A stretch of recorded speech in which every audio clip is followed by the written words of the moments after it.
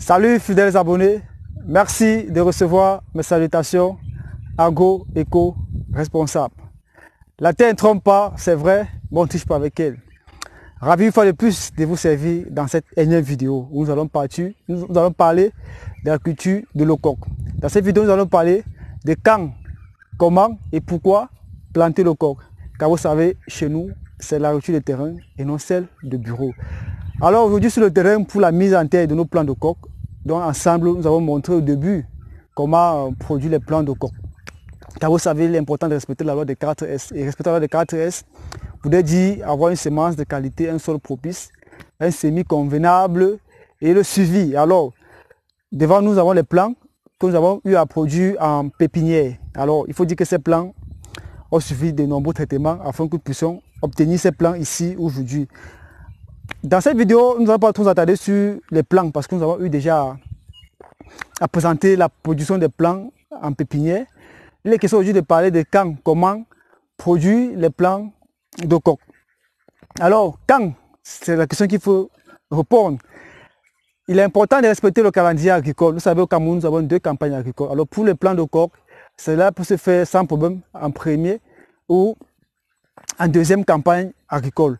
La première campagne, notamment, s'étend entre, pour les semis en fait, c'est-à-dire que pour mettre les plants en terre, vous pouvez mettre les plants en terre dès le mois d'avril, dès le 15 avril, allant jusqu'au 20, voire le 25 mai. Cette période-là, vous pouvez déjà mettre vos plants de coque en terre. Si vous voulez faire ça en deuxième campagne, vous allez commencer, bien évidemment, à partir du 10 août, allant jusqu'au peut-être 20 septembre. Là, vous pouvez mettre très bien vos plants de coque en terre. Ça, c'est la période adaptée idéale. Mais il faudrait aussi dire que ça va dépendre de la zone agroécologique où vous trouvez. Donc ce n'est pas peut-être approprié cette période pour toutes les zones agroécologiques. Alors là, précisément, je parle de la zone du centre. Ça c'était pour quand, fidèles abonnés. Maintenant, nous allons passer au comment mettre en terre. Et je pense qu'on va aller sur le site, comme vous voyez le dispositif qui se trouve derrière moi. Alors, avant qu'on vous explique tout à l'heure comment faire la mise en terre des bacs, des plants, on va d'abord vous expliquer le dispositif que nous avons mis sur pied. Alors, ici, vous allez voir que nous avons utilisé, nous avons un tuteur central. Et autour de ce tuteur central, nous avons 2 autres tuteurs latéraux. Et ici, c'est où les plants vont venir s'agripper plus tard. Alors là, vous allez voir qu'ici, voilà le planting qui a été fait.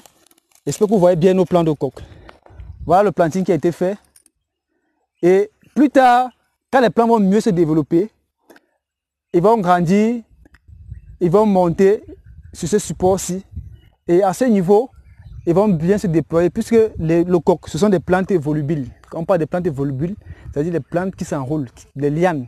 Alors que quand elles vont bien se développer, elles vont monter là et puis elles vont s'enrouler là. Donc ça, c'est le support qui les permet d'atteindre l'axe principal. Vous avez vu que là, on a disposé cela tout au long de chaque plan, quoi. Et les plans sont espacés d'1 mètre. Donc ça, c'est un peu le dispositif que vous avez mis sur pied. Ce dispositif nous permet d'utiliser moins de tuteurs, ça permet de gagner en espace et aussi ça permet de réduire le coût de production. Vous voyez que c'est ce dispositif que vous avez mis sur pied. Bon. Après avoir mis sur pied ce dispositif, on va vous montrer comment est-ce que la mise en terre se fait. Donc là, vous avez vu, on a nos plants ici de la pépinière. Là, on a fait les poquets de semis. Et les plants ont été badés. Ça veut dire que badés, ça veut dire qu'on a disposé les plants au niveau des trous de semis.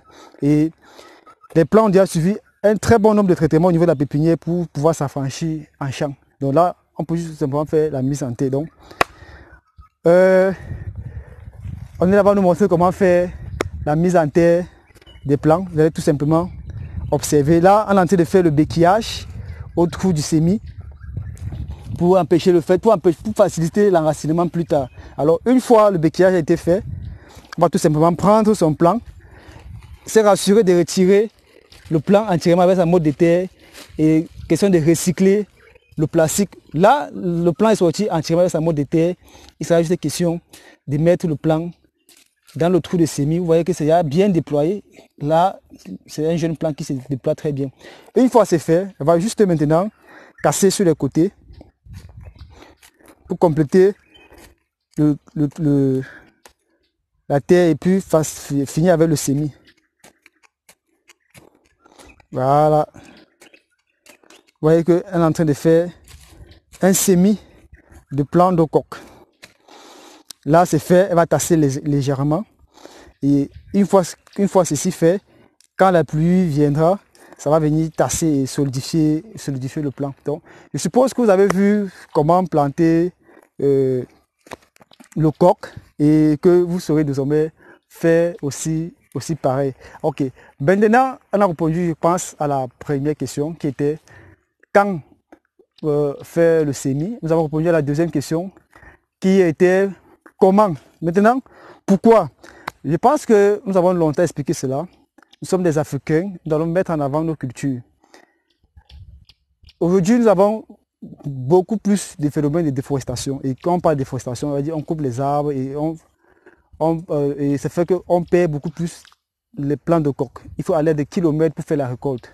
Et vous voyez que d'ici 10 ans, d'ici 20 ans, on ne pourra plus avoir peut-être le plant de coque. Il est important de domestiquer dans ces plants. Et vous connaissez que ces plants aussi ont de la valeur sur le plan économique, car c'est utilisé dans le domaine de la pharmacopée, l'industrie du textile, l'industrie pharmaceutique et aussi pour la production du vin, quoi, que ce soit des whisky. Donc ça a vraiment d'énormes valeurs économiques.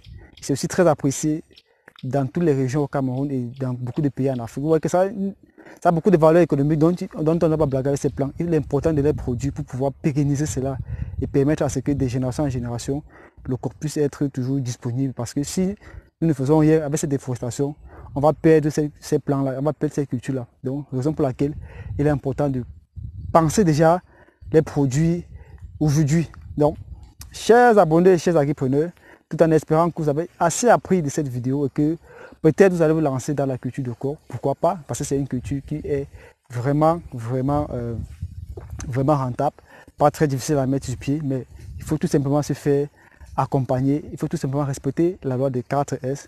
Alors, espérons que vous avez appris de cette vidéo et que vous serez vous lancer dans les campagnes à venir dans la culture de coque. Disons-nous à très bientôt pour une vidéo encore plus intéressante, encore plus alléchante. Vive l'agriculture africaine, vive l'agroafricanisme. C'était comme ça pour vous, le chantier de l'agroafricain, pour vous servir avec beaucoup de plaisir.